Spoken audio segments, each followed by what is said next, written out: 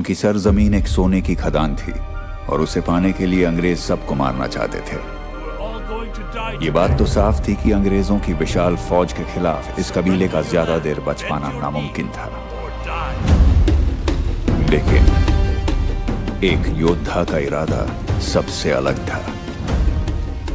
वही योद्धा इनका राजा है और इस कहानी की शुरुआत भी।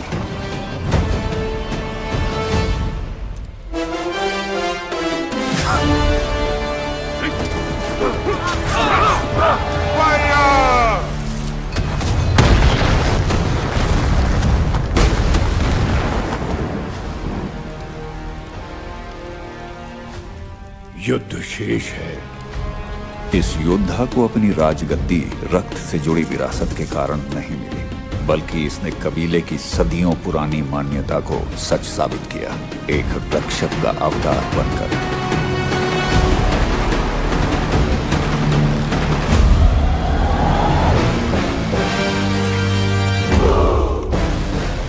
इस राजा का हर शब्द प्रजा के लिए आदेश है। युद्ध!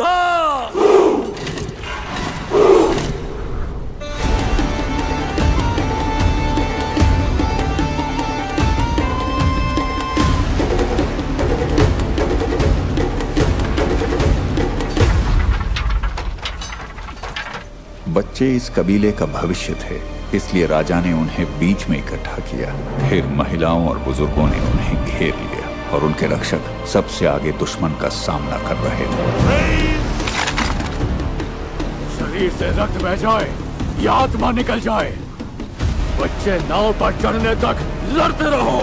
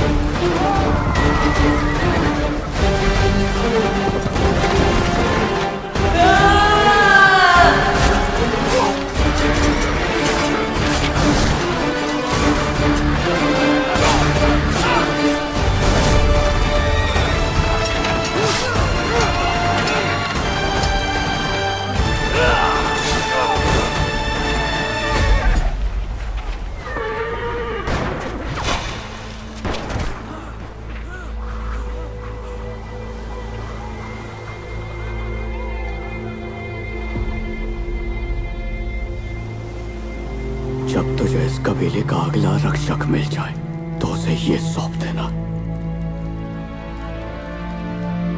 महाराजा कौन है, मैं कैसे पहचानूंगा?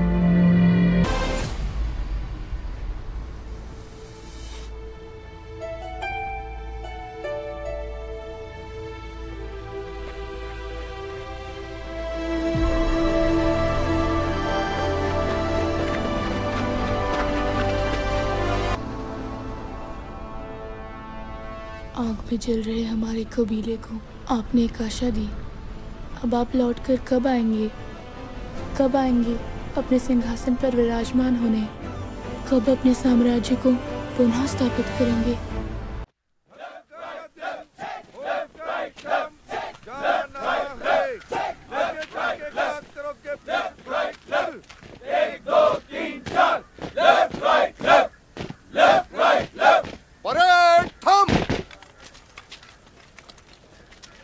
श्रीनु,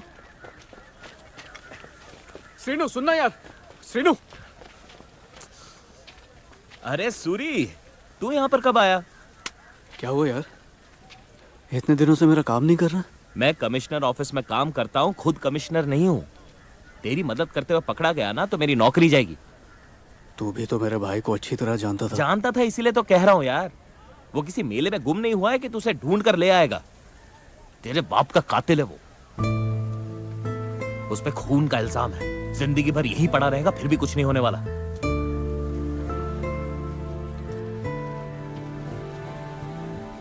मुझे लगा तू बिजी है इसलिए मेरा काम नहीं कर रहा, पर अब एहसास हुआ कि तू करना ही नहीं चाहता। खैर छोड़ इन सब बातों को। गांव आएगा तो घर जरूर आना। चलता हूँ। ए सूरी, तू ये डायलॉग बस में आते वक्त प्रैक्टिस करके आया था ना? नौटंकी। चल आजा। सुन, तू यहीं पर रुक, मैं अंदर देख कर आता हूँ वो फ्री है या नहीं। हाँ, अच्छा। और कोई कांड मत करना।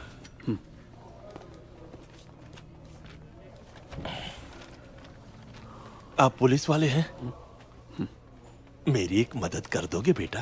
बूढ़े, घर जाने को बोला था ना, समझ नहीं आता? आप मेरे पोते को अंदर ले गए, मैंने खुद सूरी। अपनी आंखों से देखा। आजा। तुझे जब तक डंडे नहीं पड़ेंगे ना, तू सुधरेगा नहीं। तू जिसे ढूंढ रहा है ना, वो यहाँ है ही नहीं, कहीं और जाके गिड़गिड़ा। चल चल, तो इधर ही रुक। नमस्ते सर, ये मेरा दोस्त है सूरी, डिपार्टमेंट का ही बंदा है। अंकापुर में कांस्टेबल है। सर, इसका भाई 18 सालों से लापता है। इधर आ, फोटो दिखा। हमारे पास सिर्फ उसकी बचपन की फोटो है। ये आज कैसे दिखता होगा उसका स्केच कर पाएंगे आप? टेबल पर रख दो।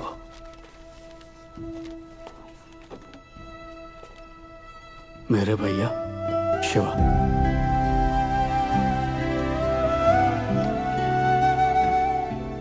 मेरे पास ये इकलौती फोटो है, घुमा मत देना सर। चलना, सर को बहुत एक्सपीरियंस है, वो नहीं घुमाएंगे। आप आराम से काम करो सर, मैं यही इंतजार करूंगा। चला कर ही मानेगा क्या? सर, स्केच बन जाए तो बुला लेना। Thank you. साहब, मैंने खुद उसे इंस्पेक्टर साहब के हवाले कर दिया। शोर मचा रहा है?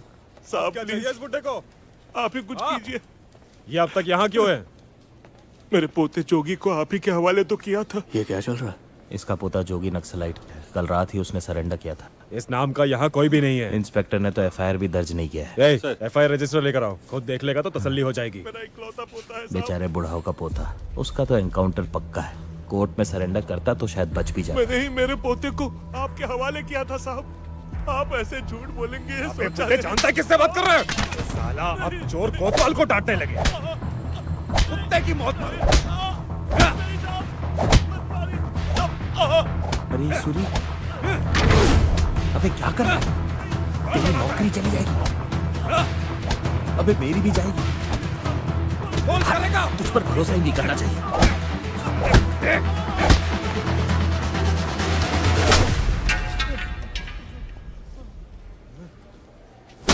अरे सर, आपको